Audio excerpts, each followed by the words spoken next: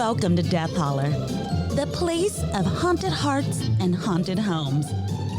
We welcome you to Death Manor, the home that boasts the most ghosts. Come on in. We've been expecting you. Take a look around. You might see someone that you recognize. Do you hear those voices? That's just the Reverend Dr. Death and Llareyna. They're so happy to see you. Sit back and relax. Make yourself at home. Your new home. And remember, when you're in Death Holler, listener discretion is always advised. We hope you enjoy the show.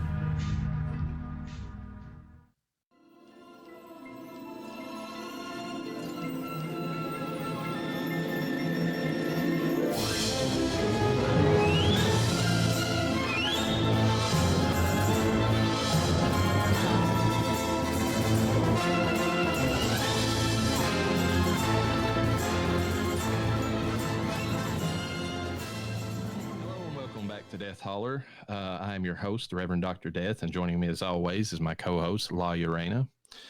And today we are doing the Hocus Pocus 2 spoiler cast. So if you have not watched that, I suggest that you go ahead and do that, or not, depending upon the review. And, check it out before we go into any details that might ruin that movie for you. Oh, yeah. I'll have to put that in the title, spoiler cast, because... That's the last thing we need is people catching us for the first time and being pissed that we gave away all the juicy details. Yeah, so to reiterate, there are spoilers in this, and we are going into full detail. So just buckle up for that. Any initial thoughts that you want to give out before we go into the main discussion for this movie, Llareyna? Yes, I do want to address something big that I think is important to anybody watching this, is that I have not heard the best reviews on this, and I don't know. I'm going to save our reviews for later. I'm not going to give away anything, but I will say this. Politically, a lot of stuff, specifically about the actors in the film, seems to be the thing nowadays where you judge a film immediately. And I'm going to go right off the bat and say I don't think it's near as bad as people are making it out to be in terms of anything political coming through. I think that I personally feel like it was not much different than what you would see in the 1990s when the original Hocus Pocus came out in terms of fairness and things like that. That's just me personally. And I know you and I will probably discuss that and if we felt anything differently about that. I just really don't think that it was... I heard a lot of woke stuff and I was able to get past that. So that's me. What about yourself?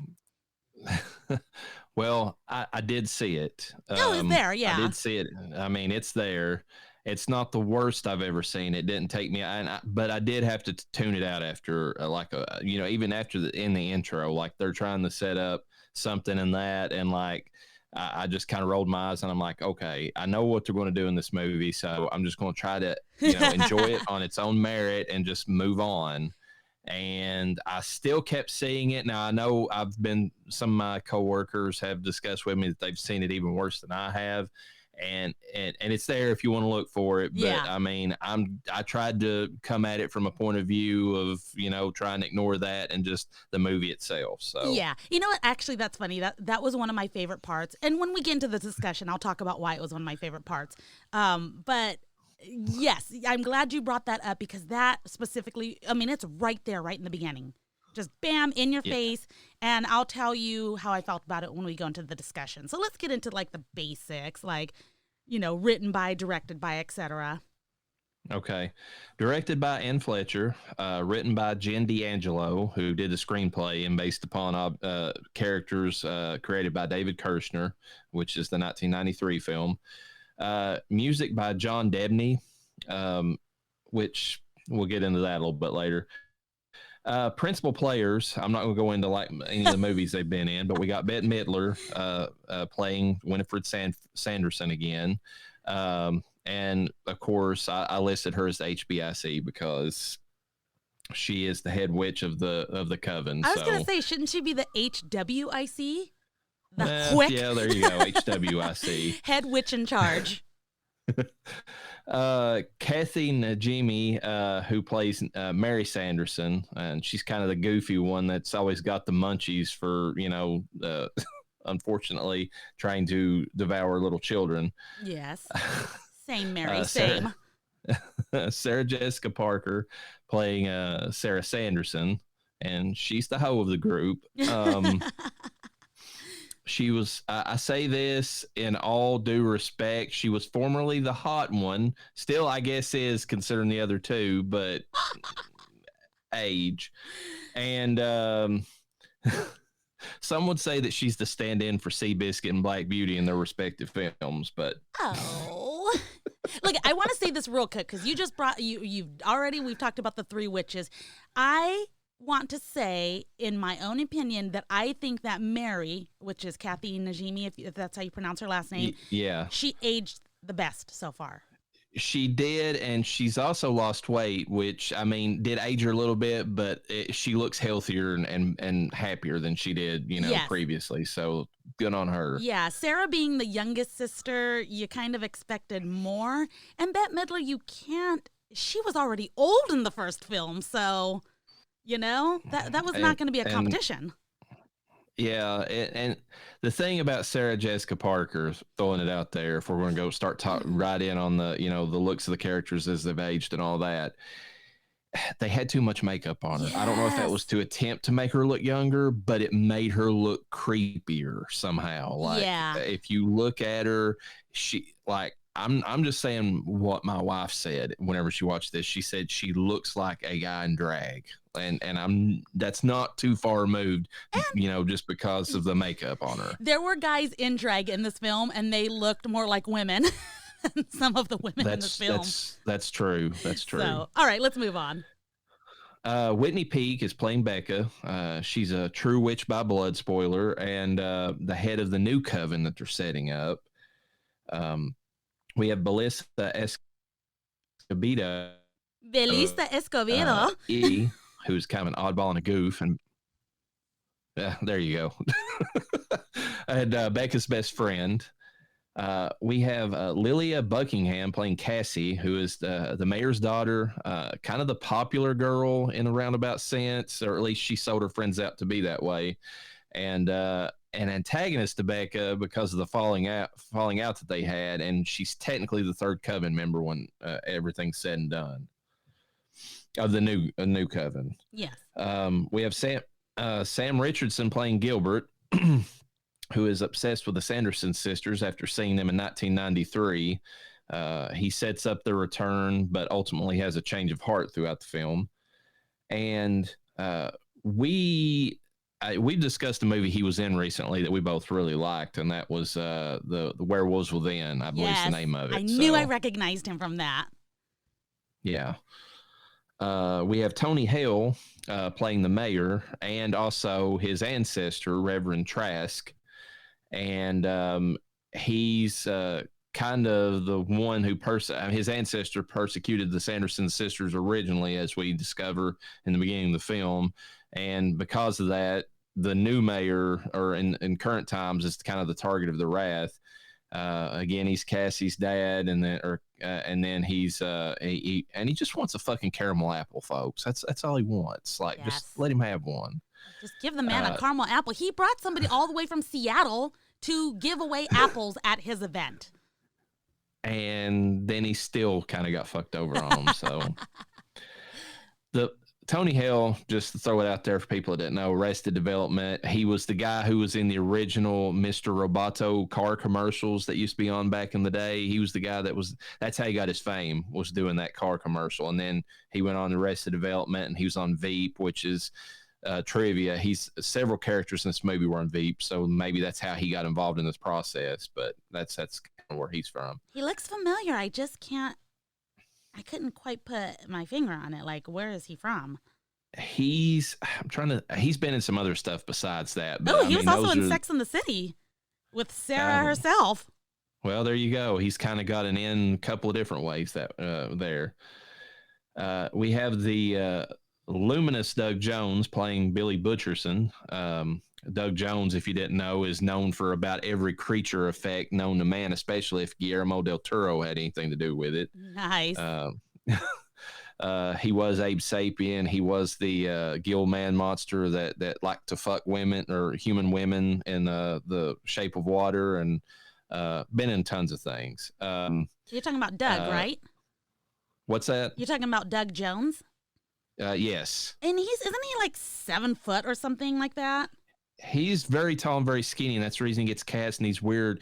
Like, he also played the creepy creature in Pan's Labyrinth that has like the eyes in its hands or whatever. Yeah.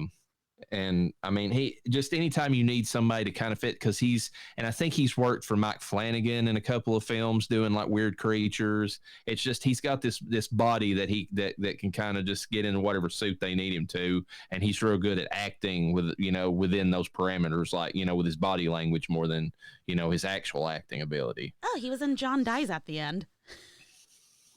Well, I mean, he was a monster. He was in everything. I don't know why I'm throwing that. And actually, I'm not going to say he's only 6'4" because that is like, I don't know what, 3 feet taller than me. But I really thought for some reason I saw that he was like almost 7 foot somewhere. So I don't know. Anyways, I was mistaken. But yes, you're right. He's taller for Hollywood, though. Most of the actors in Hollywood are not above 6 feet, so he stands above most of them. Okay. Of course, Billy is from the first film, goes all the way back to the Salem days. And even though in this movie, they kind of throw out there that he was never officially given his rest after the first film, which I feel like is a little bit of a retcon, but at the same time, it worked because technically he wasn't. And he's just tired of being labeled as Winifred's lover. I mean, come on. Like, it was never a thing. He never slept with that hoe. Don't get it crossed here. Don't get things twisted. Yeah, people, quit trying to make fetch happen.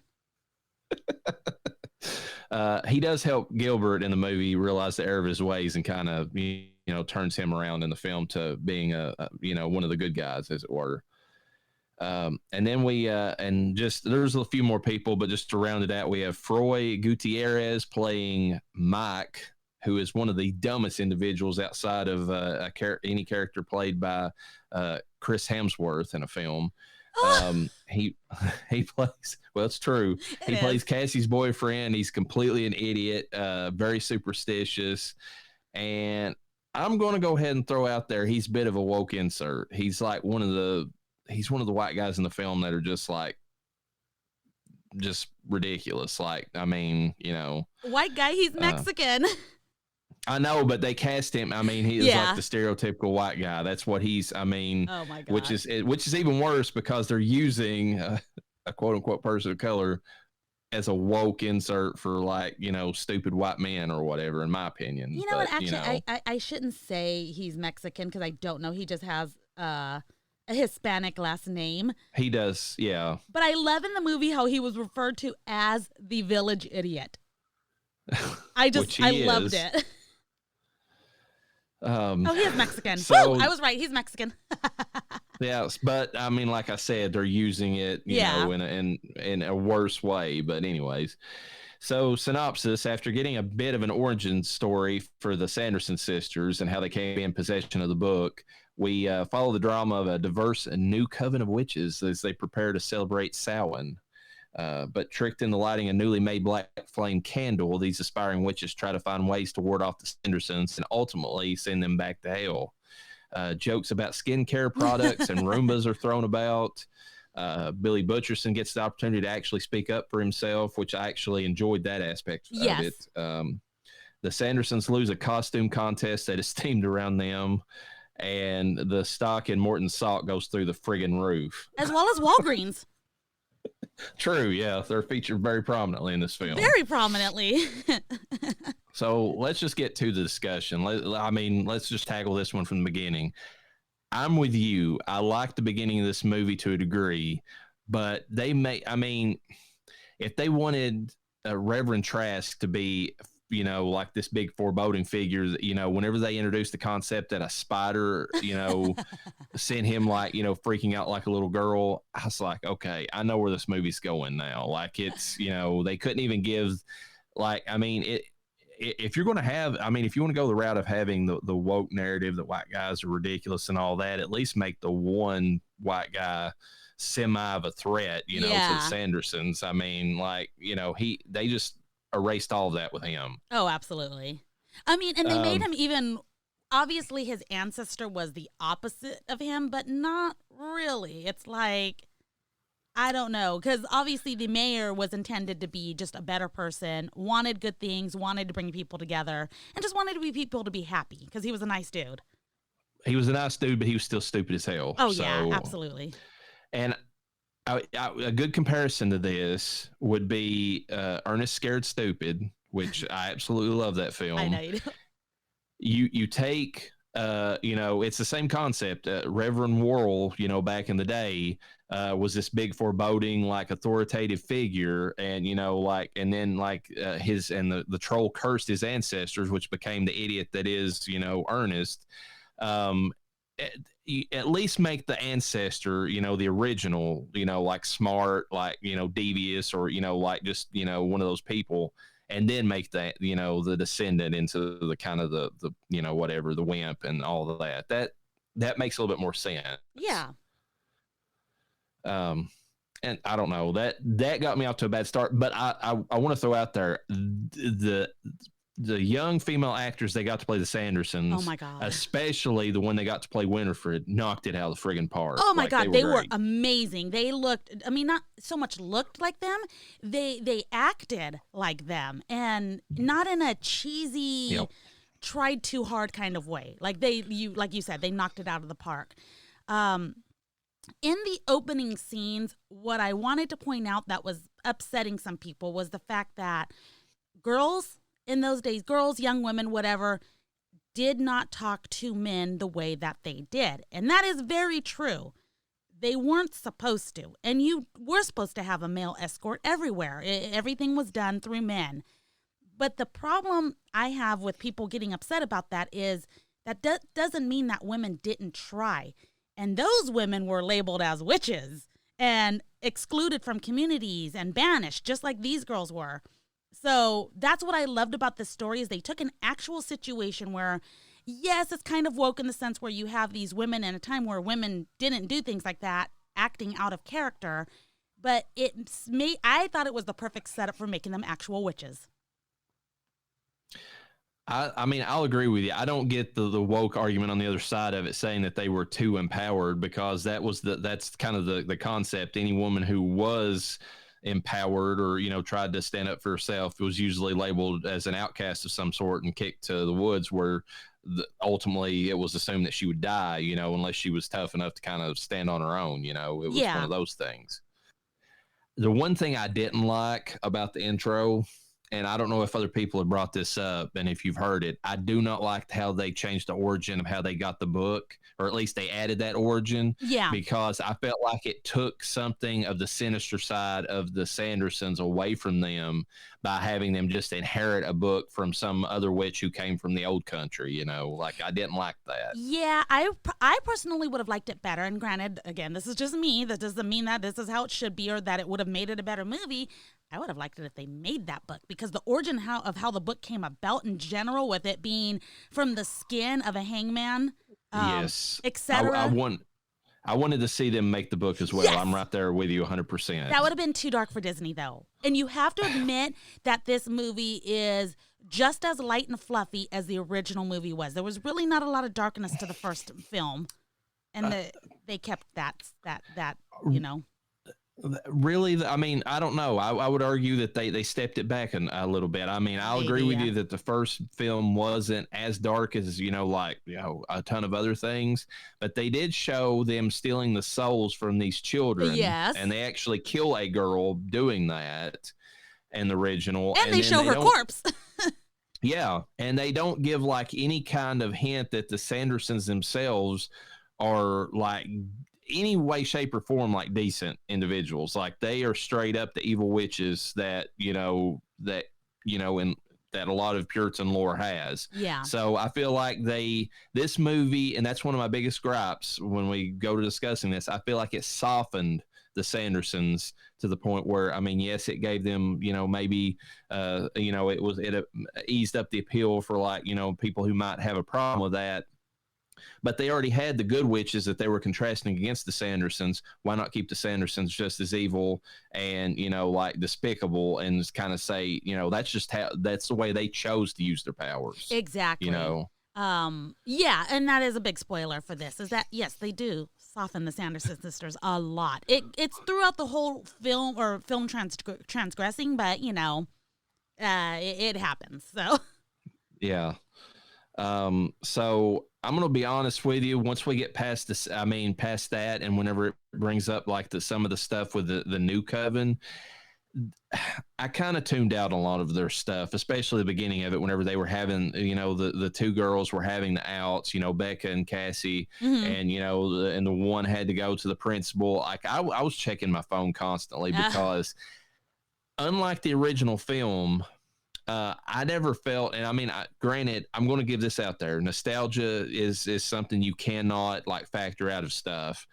And, maybe I was more invested in, Max and, like his sister and the girl that he was in love with. But I didn't feel like there was any charm to the new group. Like they were just like, they just kind of felt like they were there more than anything. Like I didn't feel any connection to any of them. No, and I didn't feel any connection. Even when they kind of made up, I didn't feel like they were connected either. Oh, no. Not like, even, I don't know, even with the Sanderson sisters, it was like Bette Midler did play, or I should say Winifred did play her part of I'm the main one, I'm the powerful one.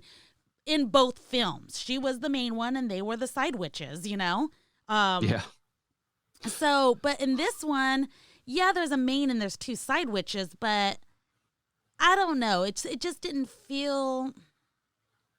It was nice, but it didn't. I don't know. It didn't feel real, Didn't they remove Cassie from like 3/4 of the film, anyways? Like if I remember right, like if you see her, it's like in passing. It's basically just Becca and Izzy are the only two that you really see for most of the movie. Exactly, yeah. And Cassie, it's like, that there's a rift, and obviously it shows them trying to get in touch with each other a lot, or you could see that they're making an effort, but things are just getting lost in some weird transition, or translation, excuse me, is what I meant to say. It's, I don't know. I didn't look into it too seriously. What I didn't get from this film is, again, we don't want to compare too much from the old film, but there was a sense of adventure the entire film for the first one.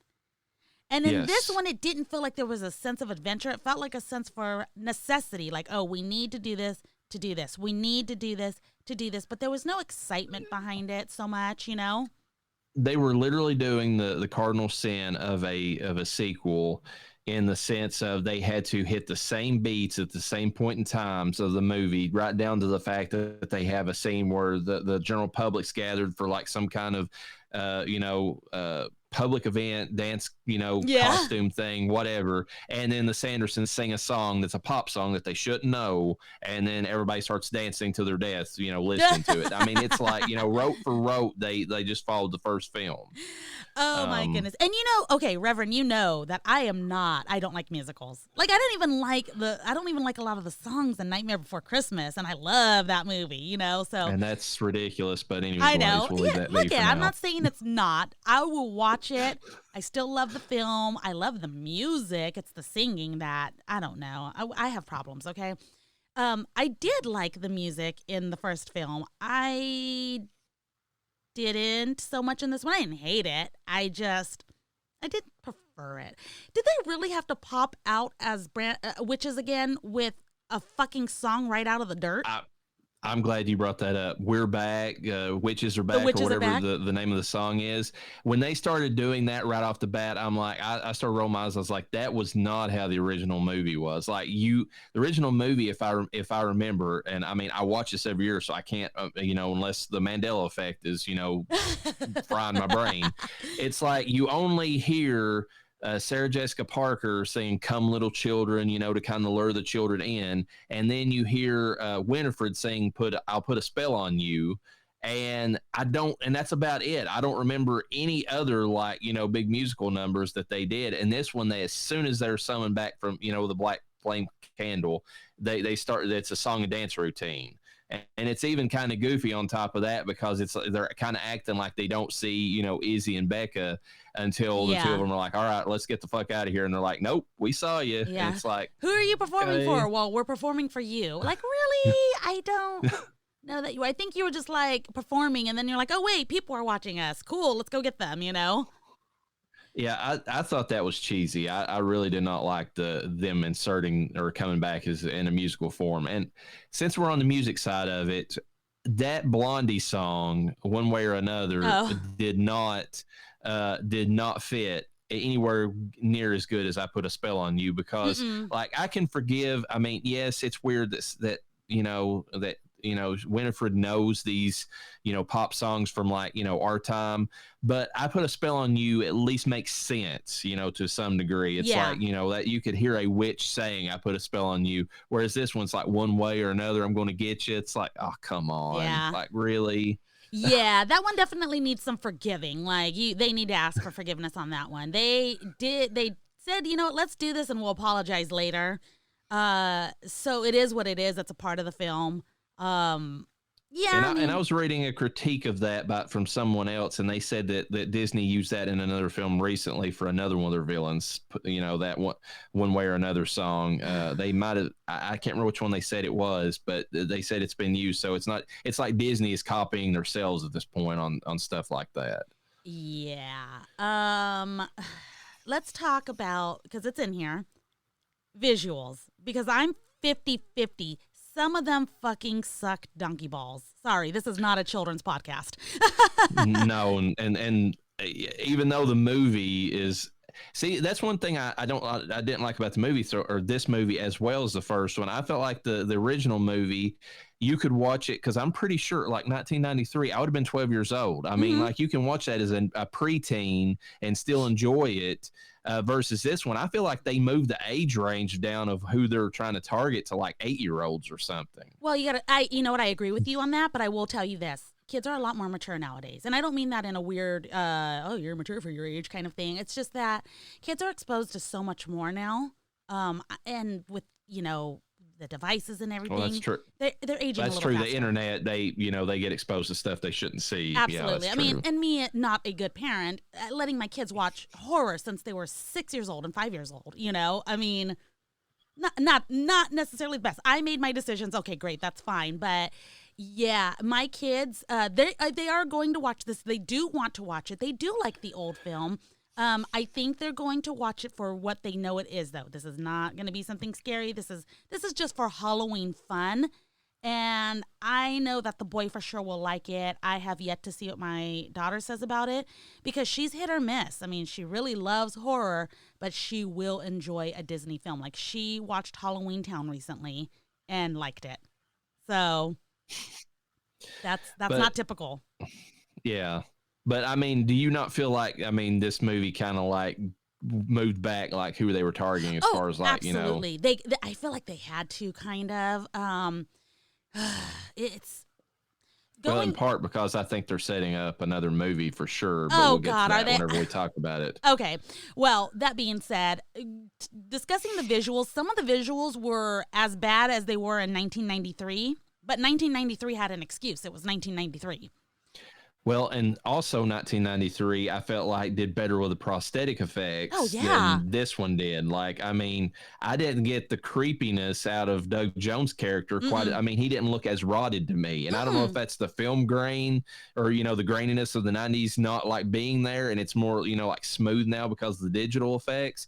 But he looked a little too fresh. Yeah, he looked like he was using some of those youth lotions that they were eating, Yeah, the retinol cream or whatever that they were gulping down. The face of, baby children and stuff like that. But some of the visuals I did like. So I will give an example. This is a spoiler.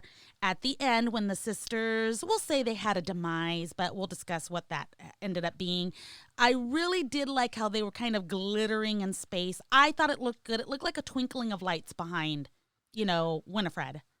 And it's funny, too, because they show from Gilbert's perspective what they looked like in the final scene from the first movie, because he was there retroactively watching as they disappeared into glitter bombs, basically. And it's interesting seeing so I agree with you. That was better than the original movie, although, like, that's one of those things in the 90s you kind of had to forgive. So, yes. Exactly. But, so there were some things that looked good. The flying was just as cheesy and glitchy. Not glitchy looking, but botched looking as it was in the 90s. Nothing changed from that. I don't know. Is there anything that you could point out in terms of the visuals? No, it's a weird thing, because I feel like they looked better in ways, but like, again, it's missing some of the charm, and I'm going to totally ratchet that up to nostalgia. But it's like one of those things when you go back and watch the original film, if you're from that time age when you watch, like when it first came out, and like, the age whenever you would have watched as a kid, like you go back and like the janky visuals, especially of the cat, like whenever he's trying to talk and all that stuff, Oh yeah. It's like, it's kind of charming in how cheesy it looks, whereas this one's more polished, but it's kind of got that corporate soulness to it, or soullessness, I should say, to it. So it's just kind of missing some, just like the acting of the main leads. It's just kind of, there's no heart there, somehow, even though it looks better, Yeah. Fun fact, Salem was the cat that played the original cat in the first Hocus Pocus. I'm sad that they didn't ask him back for the second film. He was pretty upset about it too. Yeah. But he went on to just murder a bunch of people, so he's fine. Yeah, Salem's doing good. So, yeah, I want to throw something out there too. I got so sick of the easy out of the Morton salt. Oh my God, that they did in this. Going back to what you said about the adventure of the first film, it was like the kids were always like trying to find it. It was an arms race with the witches, because every time they figured something out that might work against them, the witches counteracted it. Yes. Every single time these girls threw a ring of salt out, it's like, oh, we can't do anything. I'm like, that was bullshit. That was creatively, that was pretty bad. It was. I have to say, my favorite part, and probably two of my favorite characters in this whole film. So when they had the ring of salt and the two Roombas came and cleaned it. Yeah. I loved those Roombas. Those Roombas were hilarious. Yeah, I was sitting there and I saw that and I'm like, okay, I know what they're here. That they waited. They used this whole movie as a way for like the Roomba joke, just to pay off in that one scene. Look at guys, if you don't know what we're talking about, again, spoiler: the witches, they get some brooms from Walgreens. One gets an actual Halloween prop broom. Yes. I don't know what the second one was. One gets a couple of Roombas that she kind of like straps to both feet. Yes, and that was, what's her name? Mary, because remember Mary had that like vacuum with the cord? The vacuum cleaner in the first one, yeah. And then what did Sarah get? And then Sarah, Jessica Parker's character, the youngest one, she got, it was creating bubbles. So I don't know what it was supposed to be, unless it was like a Swiffer wet jet or something. Yeah. So the brooms were funny again, but the stars of the show, the broom show, was the Roombas. Yeah. The Broombas. I mean, I got a lot of, supernatural vibes from the fact they just kept creating all these salt rings constantly. Yeah. But even in salt. Supernatural, they came up with a multitude of ways that the demons got past those. I mean, like they would somehow get a familiar to come in and kind of remove like a bit of the salt so that they could break the chain or whatever. It was like, and this one, it was just, they literally had the Sandersons in a ring that they couldn't get out of inside that garage. And if it wasn't for the Roombas, they would have been stuck there. Yeah, pretty much. They were like, oh, we're just going to watch them, make sure they're okay. But not keeping their eyes on them.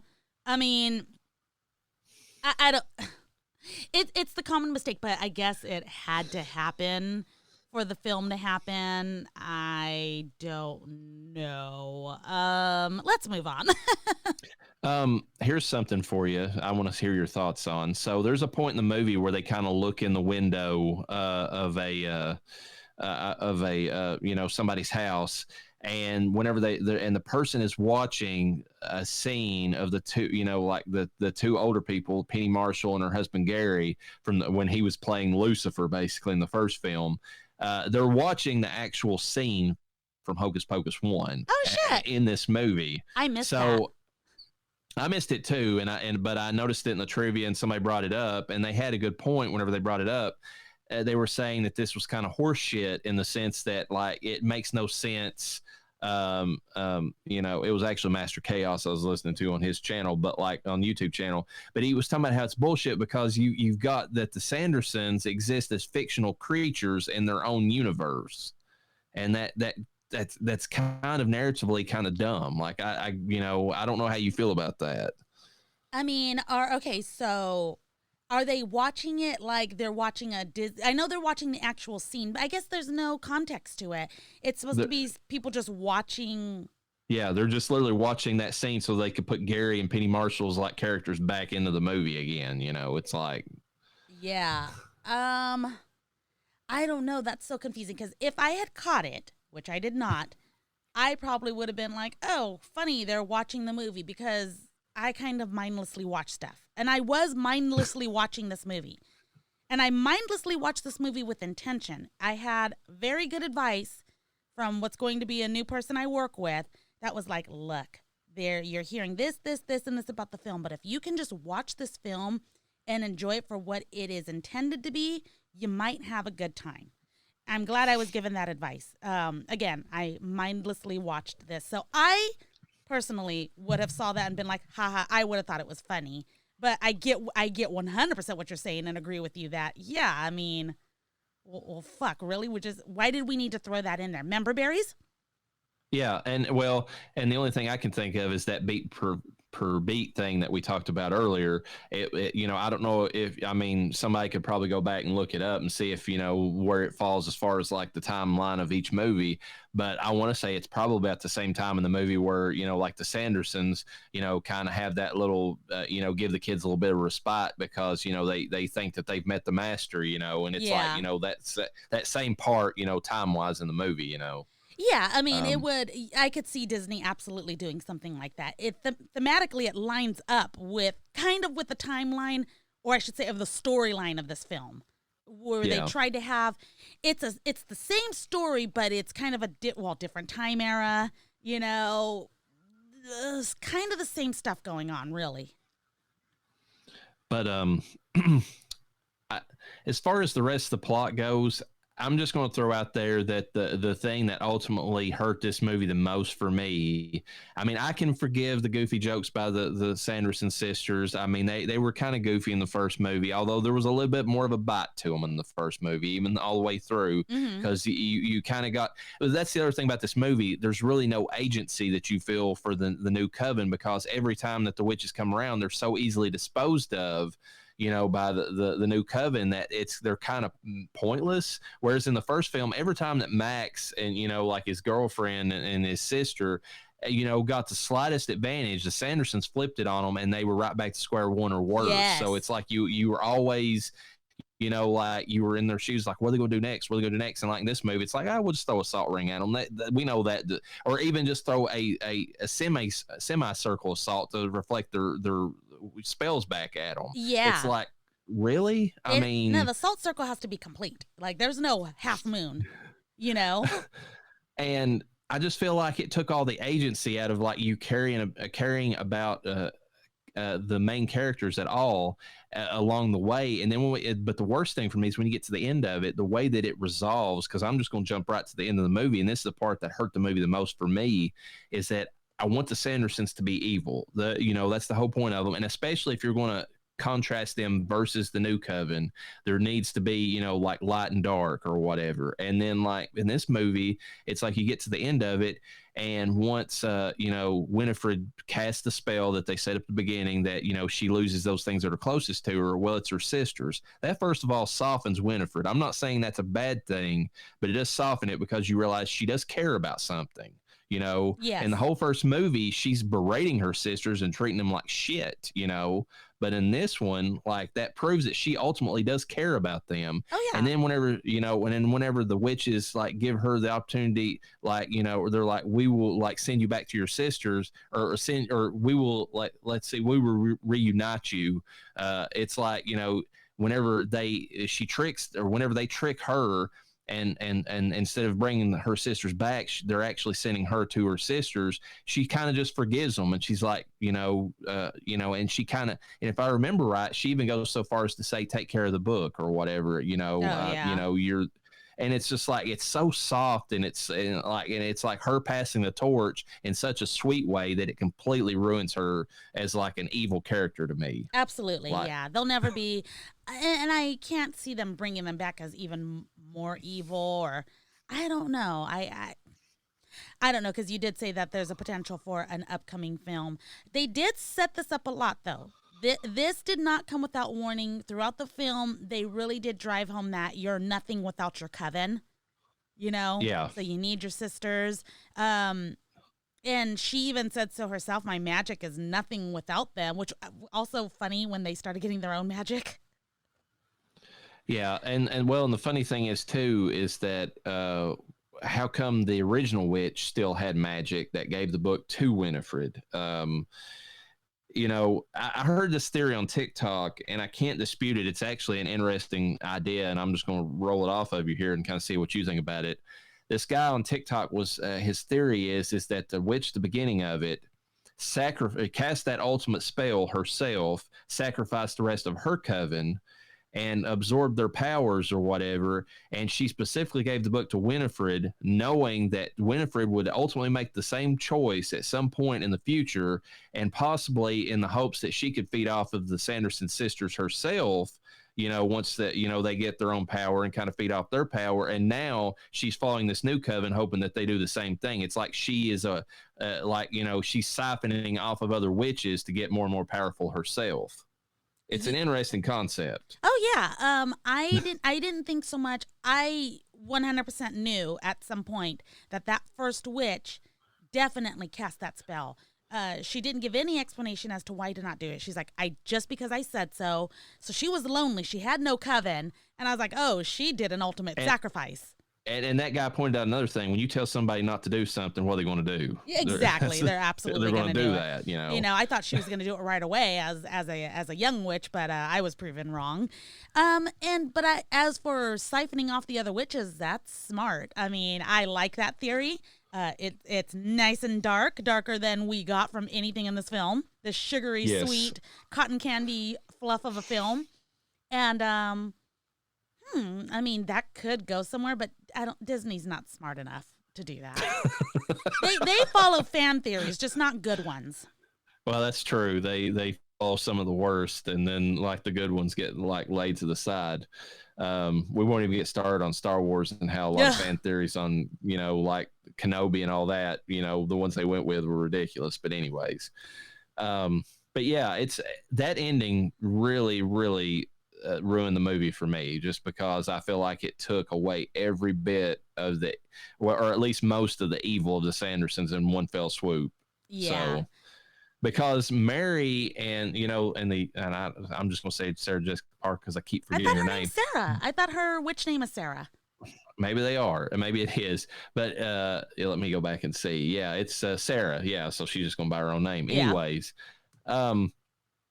those two are not really truly evil anyways. Like when you watch the first movie, like, yes, they, but like Sarah, the youngest, is more just like, kind of, ditzy and horny most of the movie. And then Mary is more just like, I'm hungry, it's like, but like anything that they truly do that's evil, Winifred initiates. So to take Winifred in this movie and make her softer ruins all of them in one fell swoop.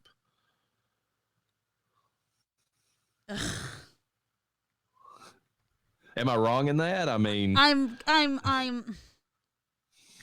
am processing it right now, and no, you are not wrong. It's just something I don't want to see. I mean, because there was even times where in the first movie, if I remember right, Mary and like looks at Winifred and's like, do we really have to do this? And like Winifred, like, yes, we've got to do this, So it's like one of those things where, like now that Winifred's like, oh, enjoy the book. I'm sorry. Yeah. You've got your own nice coven now. It's like, oh, come on, guys. Really? Yeah. I don't want to upset you, but I don't know why. Okay. No control over myself. I got a little weepy. I didn't cry by any means, but I was like, oh, this is kind of beautiful, you know? But it's not what the Sanderson sisters were, you know? You know what I mean, it's a heartfelt moment. I'm not going to take that away from what you were feeling, but at the same time, it is not what the original Sanderson sisters were. Yeah. I also want to bring up that I forgot what I was going to say because all of a sudden I started thinking about Billy's storyline.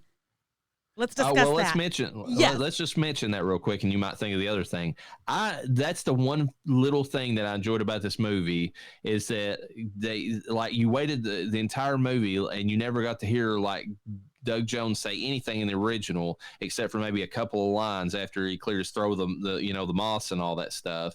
And like now, like in this one, he gets to speak through most of it, and and I actually enjoyed this character. So yeah, did you notice at the beginning of that film? Okay, so the beginning, yes, they give the Sanderson sisters a storyline, but they also kind of give Billy a storyline.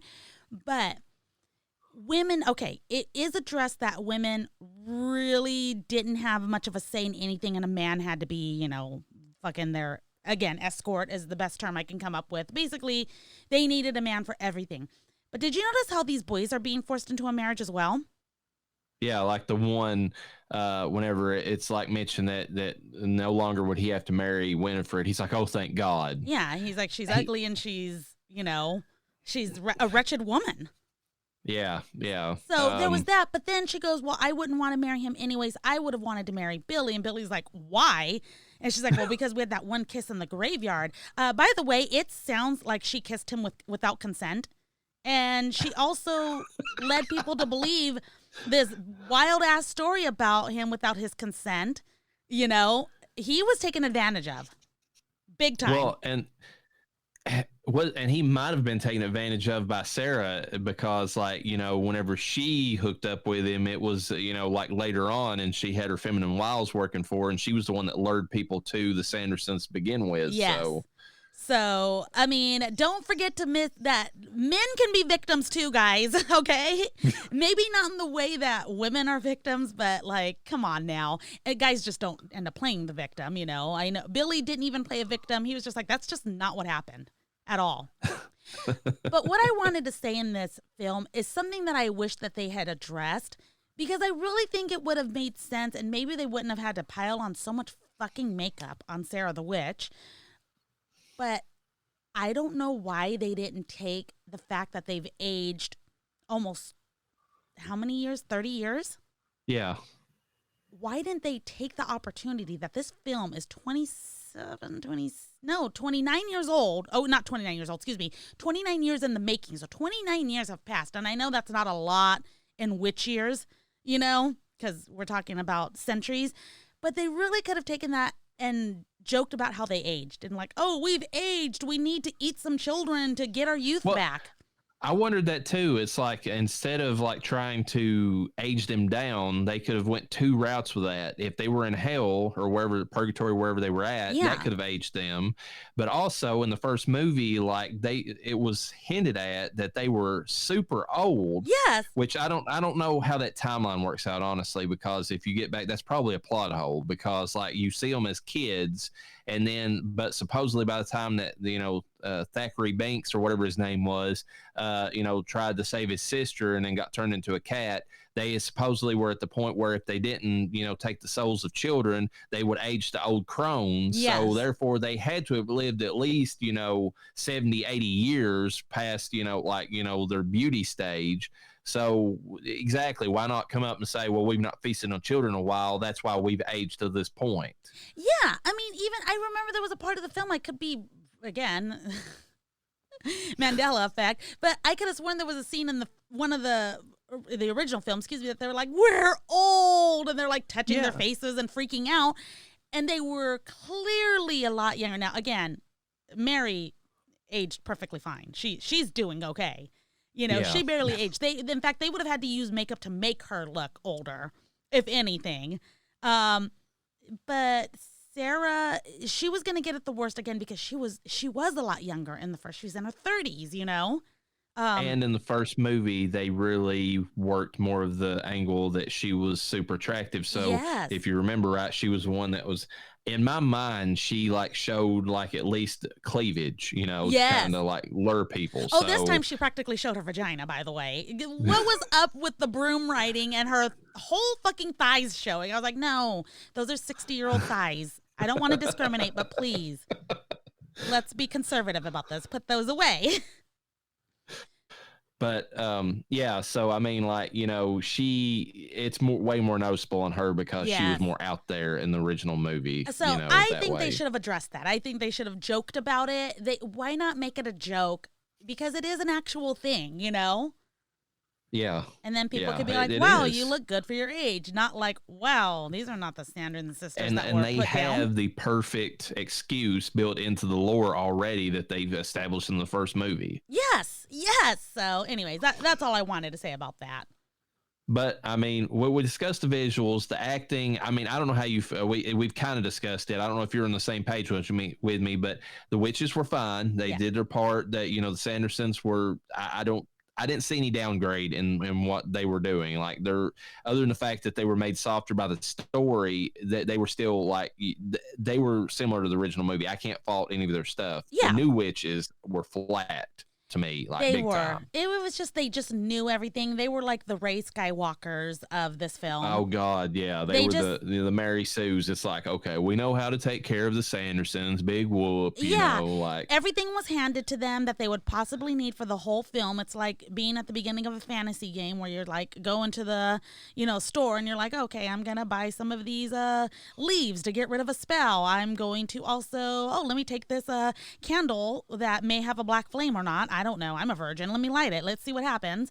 And just, you know, I don't know. It was just, it set them up too much. There was no adventure. They didn't have to go find anything. They didn't have to seek out anything. They didn't even have to read the book, because that's what Sam and what's her name did in the first movie. Is sometimes they went to the book to find things. That's how they found out about the Ring of Salt, you know? Yeah. And I mean, we'll stick with acting. I'll get to it in the storytelling. But anyways, the acting part of it, Gilbert and, you know, Billy Butcherson were fine. Oh, they were fine, yeah. Yeah. And the like, even the side actors, like just the extras, it was a Disney film. So they did their part as well. Yeah. Music, I mean, we've already discussed. I was not a fan of it. I mean, it was, you know, like the orchestra music might have been fine. I wasn't really listening for it, I'll be perfectly honest. But the witches are back, and one way or another, just totally flopped for me. Like, they were not, like, in any way, shape, or form as good as the original. I didn't enjoy those at all. I will say the orchestra music was pretty much the same music you got from the original film. So it felt nostalgic, and I got excited for it, but that was it. That's what you got from it. The one little thing that gave me the nostalgia feeling is, like, there was, whenever they first, there's a scene, and I can't remember where it's at in the movie now, but you heard Sarah Jessica Parker, "Come, little child," you know, like, I think it's right at the beginning of it, actually, and it's the other witch singing it originally. Yes. You know, that gave me the nostalgia feels, and I'm like, okay, but we've already discussed the beginning of this movie is probably the best part of the movie. So if there is one. Story wise, now this is what I was wanting to throw out just a second ago. I think it is so shoddy how they got, like, the Black Flame back. Like, just, it's like Gilbert said, "Oh, I came back in the book and made another one." I'm like, what? You couldn't come up with any other reason why the Sandersons could have come back besides that they just magically, the book made another flame for them, you know, or another candle. I thought he said the book showed him how to make it, but regardless, or either way, regardless, that's kind of, because to me, it was symbolized in the first movie that was their one out. Like, they had it was one opportunity, and if they fucked it up, they were done. And they did that, and they were completely obliterated, you know, in the stone. They needed another way to bring them back in this movie, like, you know, totally different outside all that, so that the way that they took them out in this movie could be different, you know, and kind of distinguish the two of them. You know what would have made more sense is that they show it at the beginning when he does his little show inside of the what used to be the Salem Witch Museum or whatever. or not museum, but it was the Sanderson Sisters Museum. But it would have made more sense if they took that melted candle and tried to reform it out of that, because you could remelt that fat and form another candle. Granted, you need another wick, and I'm sure you need more spells, but no thought was put into it. He did not have to seek anything. The book just talked to him, and then the book fell asleep. I know they wouldn't have went this route, but, kind of going the craft, style of which, movie or whatever, since they already had, the one girl out on the outs, Cassie's was on the outs with them anyways. What if one of the witches, it could have been Becca, got the book, she read the ultimate witch spell. It sacrificed, somebody close to her, whether it be Cassie or Izzy or both of them. And then in place of them, somehow, like, the Sandersons were right back. Like, they could have reworked that spell to where it, like, it brought them back as like a penance for her casting that or something. Like, I mean, there's other ways around all that. You're dealing with magic. I mean, they can do literally anything with it. You know what? Also, I was thinking at the end, and it didn't happen this way, but it totally cuts into anything that was possible. Granted, she wanted to maybe get rid of Winifred, but she could have undone the spell with those leaves. That's true too. I mean, I don't know. It's one of those things where I just felt like it was lazy having the candle come back. And it's even lazier the fact that at the end of it, they showed that there's another candle, So wait, what? Did they? Yes. How did I miss that? Okay. So there is a scene, for anybody who didn't know, as a stinger or after the end credits completely end, where the black cat jumps up into like a cupboard inside of the build, Sanderson's house, and beside of them it says BF number 2, and then the cat looks at the screen, and then the movie shuts off. Shut the fuck up. No, I'm serious. That's what it showed. Oh my God. So the Black Flame is coming back yet again, in whatever they do in the future movie, and it's just lazy to me. There's so many other ways they could bring back whoever, whenever, using these magic spells. Because, I mean, to me, if you're going to be casting dark magic, I mean, another thing you could work into the lore or expand it is that maybe, maybe the reason the Sandersons aged so much, and this would fix a plot hole actually for the movie, instead of it being that they lived for so long, it was like every time they cast like a really powerful spell, it siphoned life off of them. And so, like, there's a negative effect, because if you listen to, like Wiccan and all that, it's what you put out comes back to you. Yeah. I mean, that's even in the craft. Threefold. So, yeah, threefold. So it's like maybe the Sandersons aged themselves by casting this dark magic. What if, I mean, they could easily work something in there where when, Becca and this new coven starts casting out this book, they bring about like evil things, and then they're the ones responsible for putting it away. Yeah, if that's going to be the case for the next film, if there is a next film, why is that there's a curtain in this room that is just moving, and I'm like, I'm hoping there's a fan on, but I thought I turned it off. Anyways, whatever. It's a haunted studio, so we're moving on. Go. But if that's the case, it feels like it's going to be weak because, like you said, you tuned out the new Coven. So did I, kind of. I thought it was cute in the sense that it's a Disney movie. The new quotation mark Coven. But again, like I said, the Rey Skywalkers of this film, there's going to be no adventure. Well, there's no adventure, and I mean, honestly, some Master Chaos on his review too pointed out something that I do have to agree with. In the first film, everybody, I mean, yes, it's female empowerment in this one and all that, but the original had female empowerment. Yeah, like Max's sister and his girlfriend, or his the girl he wanted to be his girlfriend, whereas did as much to combat the Sanderson sisters as he did, but he was not made. Him or the cat were made less. Even though they were males, they contributed. Like, they did their part. And like, I don't even feel like Billy Butcherson did much in this movie because, like he's Johnny come lately toward the end of it. It's those girls, the new coven does everything to really get rid of the witches. I mean, so it's like, you don't have to sacrifice your good male characters to make the females look better. I mean, that's the whole thing we've railed against forever about this woke new like way of doing things. You can have both, contributing and doing well, and then you have a richer story for it because it seems more natural that way. Yeah, it does. And I mean, I don't know. I know that's giving a lot to what could be just wrote off as a children's film. Yeah. But the original movie exists, and the original movie did it better. So it's hard not to compare and say, yes, this should have been the way that it was. Yeah, and you can't say, well, you can't compare. People are going to compare the two. Especially the people that you're going to get more people watching this film that watch the first film. You're not going to get a bunch of people that are just like, oh, a new film. I'm going to watch this. This is going to be amazing. No, they know about Hocus Pocus. They know it was a classic. Their kids know it as a classic. So everybody I know who was psyched for this movie to come out was our age or was a 90s kid.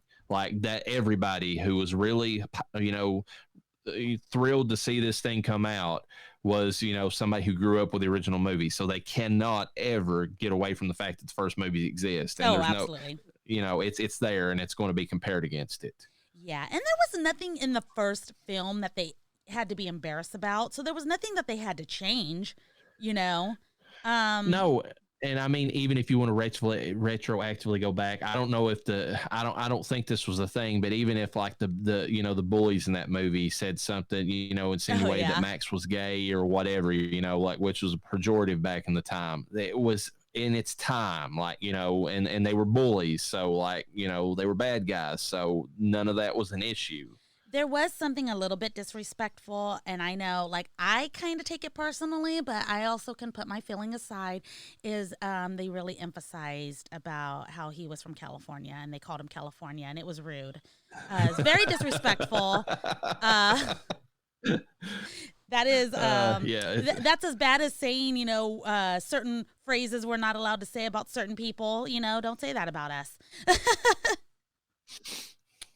Yeah. Well, as a quote unquote hillbilly, I don't really, none of that stuff really bothers me because that's the one thing you can still make fun of no matter what. Oh, absolutely.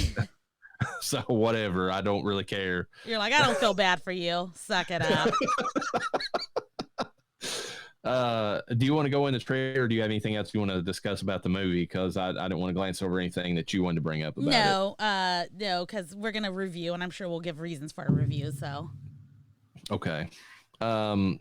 Trivia, just real quick, and this is one of our favorites. On Michael Rosenbaum's Inside of You podcast, Doug Jones mentions the wig he wears as Billy Butcherson was the same that he wore in the first movie. So they kept that prop. Wow. That's pretty cool. Yeah. While searching for the mayor, Winifred peeks through the window of a couple watching a movie. The movie they're watching is Hocus Pocus, just like I said. That. I wish I had caught that. I can't believe I missed that. That's like in I don't know, Harry Potter, like in the in the Deathly Hallows, if they'd in London whenever they were hiding out from the Hogwarts, if Harry had walked past a some kind of storefront and there was a Harry Potter chocolate frog or something there, it's like Muggles shouldn't have it. You know what I'm saying? The fiction is inside the reality. It doesn't work. Anyways. Initial filming took place in the cities of Providence, Lincoln, and Newport, Rhode Island between October 18, 2021 and January 26, 2022. After 2 test screenings showed that the ending of the film was the weakest part, reshoots took place in early June 2022 of the streets of Astoria, New York, and inside Kaufman Studios in Queens, New York. I left this in here, even though it's a lot of stuff that I didn't care about, just because that ending was after the first 2 screenings proved that the original ending was bad. Oh, how bad was that original ending? God almighty. I mean, Jesus. I mean, I guess we got the best of what they could come up with, but I don't feel like what we got was that great. Just saying. Damn. Since the movie wasn't filmed in Salem this time, local businesses were contacted and gave permission for their business logos to be used for the set. For instance, a sign for the Salem Plant Witch can be seen hanging above the door of a storefront. So they kind of had make pseudo Salem in their locations they were filming. I like that. Yeah. Salem's gotta be hard to record in now, especially maybe they're trying to, I don't know, because I don't know where in New York. Well, actually, you did point out where, but like in Salem specifically, it's got to be hard to film this kind of film and keep it a secret as long as they kind of did. Yeah, I mean, well, people knew they were filming it, but like I don't know. I don't understand why Salem was like something they couldn't do unless, I mean, the COVID restrictions somehow were worse in one versus the other. But yeah, I don't know. I feel like Salem kind of lives for this kind of shit. So I don't know. I could see it turning into a shit show real easy out in Salem is all I'm saying. Especially depending on what time of year they're filming it, etc.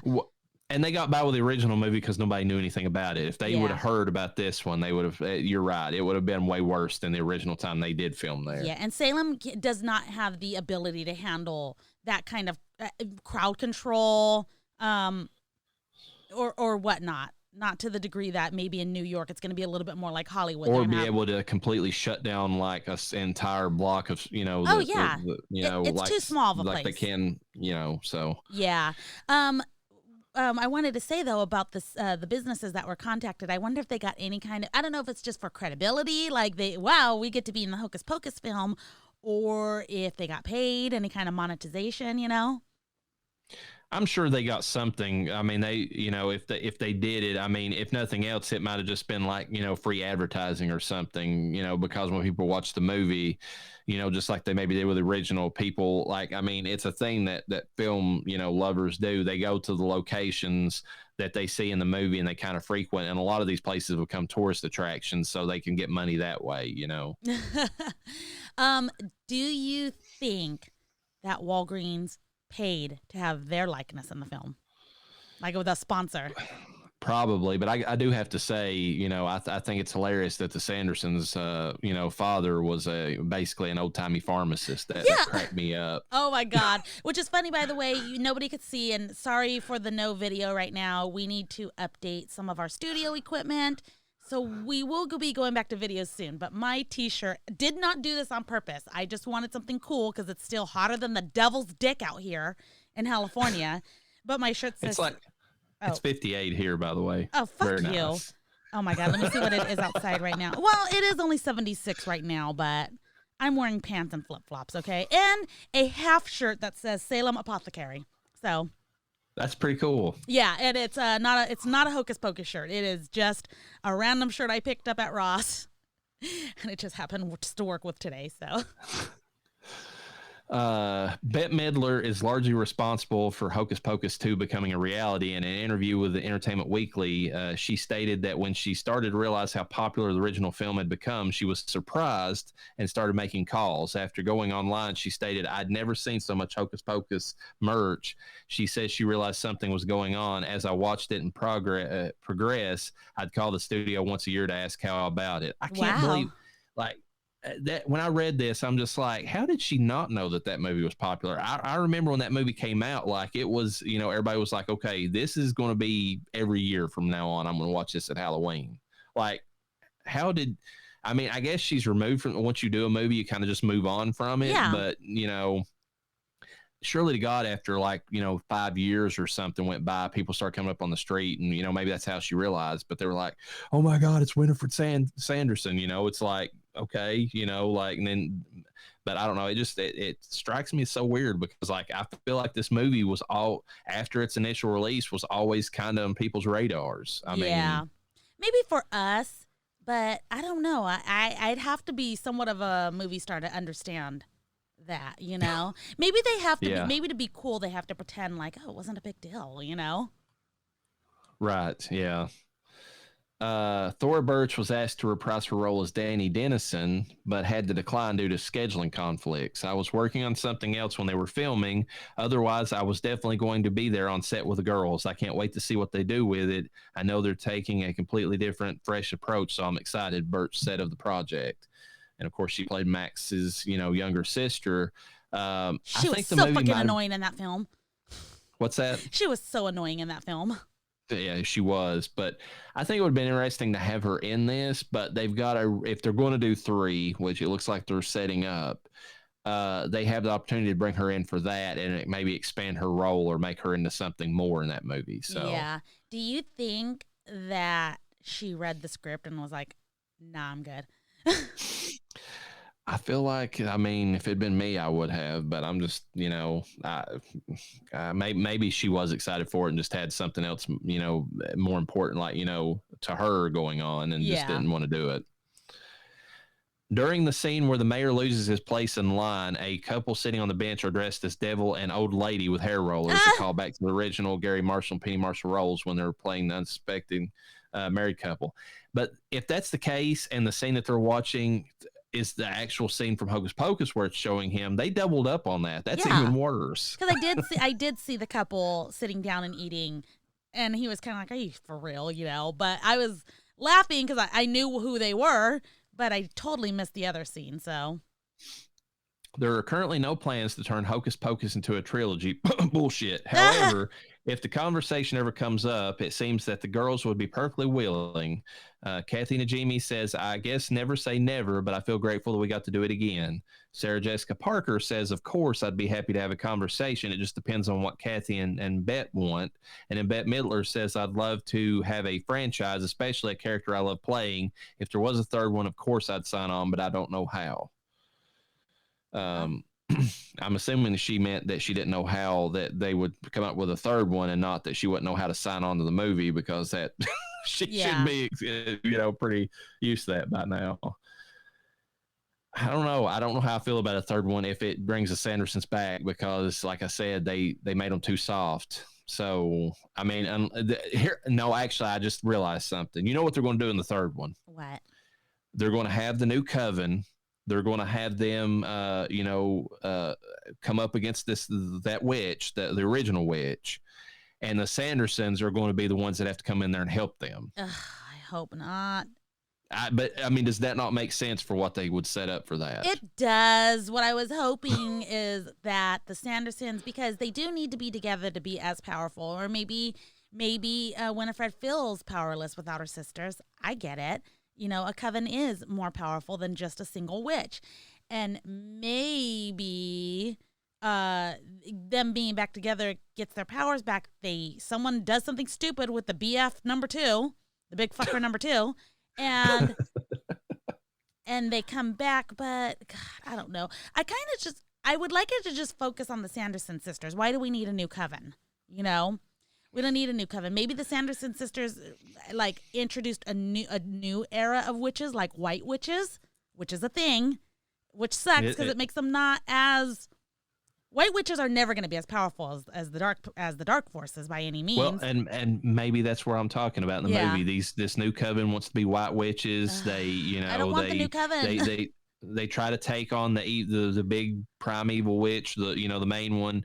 That doesn't work, and so the Sandersons have to give their black magic to kind of help with it or something. I don't know. Yeah, I don't want that, but I'm saying they even gave the book a storyline in the sense where the book is able to give consent, and I didn't like that either. I didn't like the fact that the book had its own feelings and all that. I don't know how you felt about that, but I felt like that was, that was too soft on the book side too. It's like the book has morals and it's not going to let you access this one spell. It's like, what? That book was letting them it gave them the spell to siphon the souls of children. That's way more evil than the ultimate witch. What the fuck is this? I was like, does this book care for Winifred itself? It's been with her so long. It's like, I just don't want you to do this because it's going to ruin you. And it's trying to prevent her from doing that. That's what I was trying to imagine was going on. The only thing that would make sense, and they could work this in the third movie, is what if that book is made out of the, one of the original coven.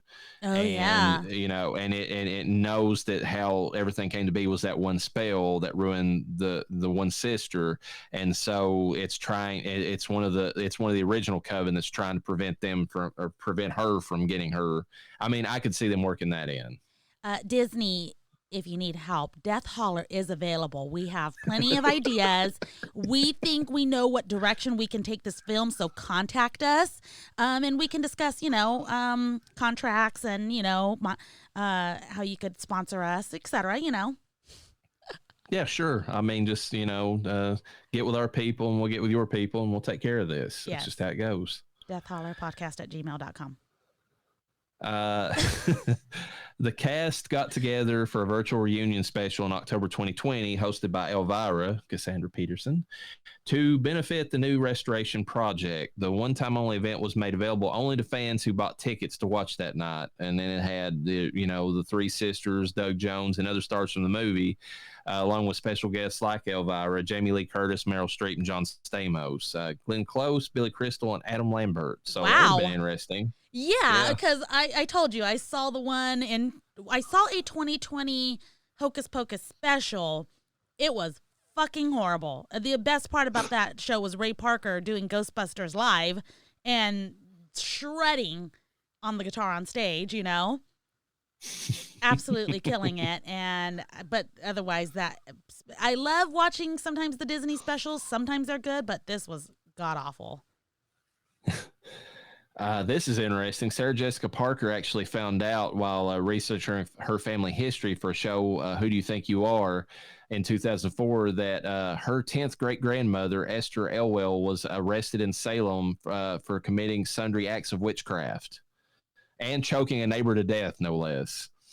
I mean, I'm sure she had her reasons. Esther's case never went to court. She escaped with her life, and the accusation ended the Salem witch trials. Parker said, "It has changed everything about who I thought I was." So she actually named one of her daughters Elwell as her middle name.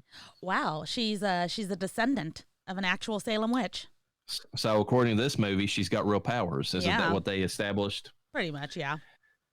The spiders at the beginning of the movie are basically gold and silk orb weavers, which means that even though they look big and scary, they're harmless humans. They're not venomous, and their bites can't even pierce human skin. Although I can tell you as arachnophobe, I don't care if orb spiders can't. If they get in my face, I'm screaming like a little girl, like Ned Flanders. The Reverend did. Yeah. Yay. Before a sequel was greenlit, it was announced a made-for-TV remake of the original film would be created for Freeform without the involvement of the original cast. The production was scrapped, however, when Hocus Pocus 2 began development, which is good because that would have probably been bad. Yeah, I imagine that would have been. Freeform does okay, but I mean... There's this like you take anything you would have had about the visuals in this and the acting, and and they're a step below that by quite a bit. The problem with Freeform is that you kind of know what you're getting into. So that's the thing, is that's why I can enjoy some of the Freeform stuff, but I'm glad they didn't. So it was reported in April 2021 that Hocus Pocus 2 was reportedly moving forward with a new director at the helm. Previously, it had been reported that Adam Shankman was on board to direct the anticipated sequel for Disney Plus, using a screenplay by Jen D'Angelo. A new report from the Disney Insider revealed that Shankman had been replaced by Ann Fletcher. Shankman had also been tapped by Disney to direct Disenchanted, which is their new sequel to Enchanted coming out. Oh, yeah. Shankman will stay on as executive producer. Oddly enough, Fletcher was originally attached to Disenchanted before the project was put on hold. So basically the two of them swapped for the two movies. I don't know. Interesting. I didn't like Enchanted, so I don't think Disenchanted is going to make me enjoy that movie much more. But there are fans of it out there. Yeah. I hope that it works out for them, that they get what they want out of it. In 2018, a sequel novel was written by A.W. Jantha, which followed the daughter of Max and Allison, named Poppy. That's what I was hoping more for in this movie, was like kids of the originals, from the first movie. That would be cool. Although I have heard complaints from people, and I agree with them to a certain extent. It kind of gets up its own ass, like Star Wars, when you keep going to the same family all the time, but at the same time, it was only the second movie, and it would have been fine, I think, if they would have went that route with it. But whatever. Tony Hale, Kathy Najimy, and Sam Richardson previously appeared together in the HBO comedy Veep. And at 56 minutes and 46 seconds, Mary tells a Mel Sanderson's sister costume contestant, "Damn girl, we look foxy," but the closed captioning reads, "Darn girl, we look foxy." Rating time. What I'm going to go ahead, because I know I'm going to be the negative one, and we'll see where you're at on this. I give it a 2.7 out of 5. It wasn't the worst thing I've ever seen. I wouldn't say it's terrible, but it lacked a lot of the charm and Halloween feel of the original. That's another thing I didn't like about this. I didn't feel like the Halloween element came through as much as the first movie. It was there, but it wasn't. I don't know. It just didn't feel like it was. I mean, they made a whole thing in the first movie talking about how, you know, Halloween was about traditions and, you know, and like, I don't feel like this movie was basically the New Coven saying, fuck you, salt, you know, like that's all I got out of it. But I will admit that my lack of nostalgia for this movie versus the original is making a huge difference in the comparison. So I tried to take that into consideration, but I still end up saying this is a mediocre movie with some decent visuals at times, and that's where I'm at on it. I liked the Sandersons, I liked Billy Butcher, but the rest of it or the rest of the cast didn't really impress me much. You know what's funny is that our ratings are almost identical in terms of numbers. I'm at a 2.8 because I had someone talk to me before I watched it and said, hey, watch it for what it is, not what you're expecting it to be. And he goes, and then try not to take some things too personal in it. He goes, it's a Disney film. He's like, but it's not what people are making it out to be or as bad. And I did take that advice, and I was able to enjoy the film. I again had to mindlessly watch it though, which means you're gonna miss kind of some details, or you can kind of bypass them, which you were able to easily do. And I'm gonna say this is that sometimes you're not able to easily do that in other films. Sometimes it's so in your fucking face, and you're like, just shut up already. We get it, you know. That's true, yeah. So they didn't like just slap you in the face with a ton of unnecessary, oh, girl power or, you know, this and that. But it's hard to say that if I was watching Hocus Pocus, the original, on TV and this rolled on right after it, it's hard to say if I would sit and watch it still or if I would be like, okay, well, I got shit to do. I wouldn't do it. What I would do is I would watch Hocus Pocus and I would follow it up with a double bill of Ernest Scared Stupid, because the two films to me are both in the same wheelhouse of what they try to do. I mean, it's even the same plot basically when you get down to it. I mean, really, because it's like the family, like loses, or like the elderly black woman lost all of her family, so like she's to the original troll, and so like she's she's trying to. Or at least way back then they did, and she's trying to like save them, just like Thackeray Bink is trying to save his sister's soul or whatever. So yeah, so it's I feel like those two movies would be better than watching this compared to the original movie. That's just me though. I have a more positive outlook than you, which is funny because our rating's only off by a lot. So I'm surprised you gave it such a decent rating. Like I said, I tried to overlook, and that's me giving the benefit of doubt to the nostalgia for the first movie. Yeah, well, and me being the more, I enjoyed it pretty well. A 2.8 and a 2.7, that's not a huge difference in numerical rating, you know? And I'm going to say I really struggled with this because, I mean, when we get to the spoiler cast, when we do that for the Munsters, I think that's a way worse movie in a lot of ways, technically and all around about. But I wasn't as bored watching that as I was with this one. Oh, wow. I'm conflicted because I thought it was just an awful movie. Spoiler for that spoiler cast, but I mean, I really struggled. I'm like, well, how do I? It's like when I think back at this one, I think the disappointment was higher on this one because I didn't expect anything out of the Munsters. We both knew trailer for that movie it was going to be hot shit, like just terrible. And like this one, I was like, it's Hocus Pocus. I mean, like I watch it every year, the original movie. So this had big shoes to fill, and like I think that's the reason it fell so much for me. Yeah, it really did have big shoes to fill. I will say that. I really do think though that a majority of people can enjoy this film though, and especially if you're looking for something a little bit more family friendly Disney, it can absolutely be that. Reverend and I say it a lot that we're pretty jaded. We have a really dark sense of humor. So I would have, true. I would be the one to say that you have to give us some credit for as good as the rating is for who we are as people and what this podcast really is.